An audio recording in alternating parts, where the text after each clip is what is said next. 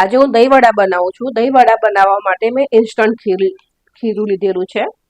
તેને સરસ આપણે ફેટી લઈશું.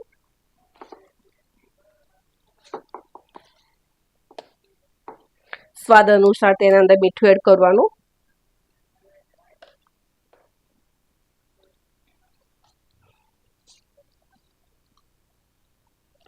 મીઠું ભરી જાય ત્યાં સુધી આપણે તેને હલાવતા રહીશું.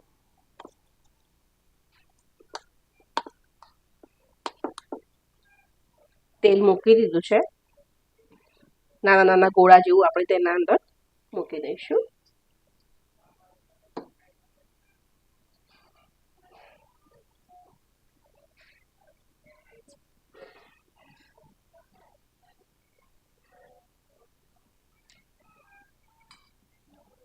એકદમ તેને નહીં હલાવો. થોડીક વાર તેને સીજવા દો. જાતે તળાઈને થોડુંક ઉપર આવી જશે ફ્રેન્ડ્સ, પછી તેને હલાવવું. જો આરામથી હલ્યા ને, શરૂઆતમાં ના હલાવો. સ્લો ટુ મીડિયમ કરીને બધા વડા આપણે તળી લઈશું પહેલા.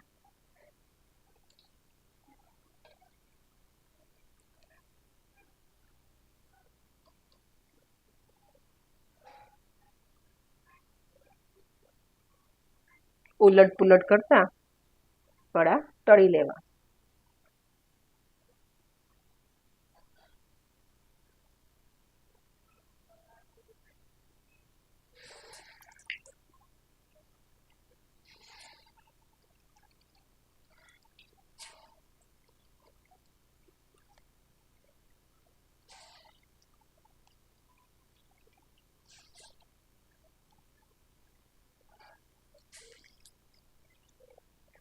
થોડા તળાશે ને ફ્રેન્ડ્સ, ઉપર આવી જાય છે આ રીતે, ચીપકશે નહીં નીચે.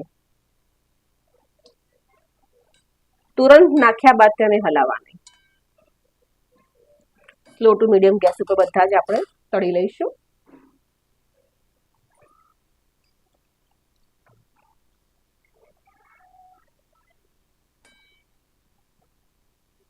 બધા દહીં વડા મેં તળી લીધા છે. હવે આપણે પાણીમાં ડુબાડીશું. એક બાઉલ લીધેલો છે, પાણી લીધું છે મેં અંદર. આ દહીં વડા સરસ ફૂલકા તો છે, પણ આનાથી પણ વધારે ફૂલે એના માટે આપણે તેને પાણીમાં ડુબાડીશું. થોડા થોડા કરીને ડુબાડીશું.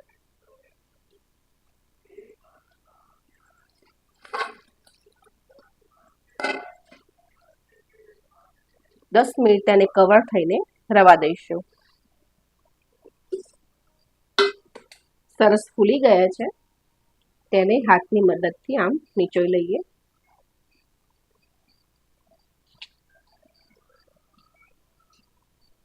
આ રીતે બધા વડામાંથી પાણી આપણે નીકાળી લઈશું અને સર્વિંગ પ્લેટમાં સર્વ કરીશું. દહીં એડ કરીએ.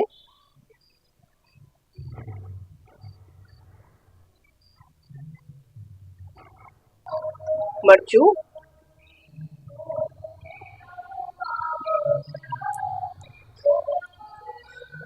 ધાણા જીરું, ચાટ મસાલો, આંબલીની ચટણી,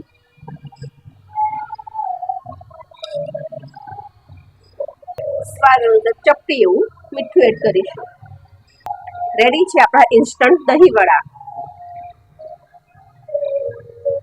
મારી ચેનલને લાઈક, શેર અને સબસ્ક્રાઇબ કરજો friends. Thank you for watching.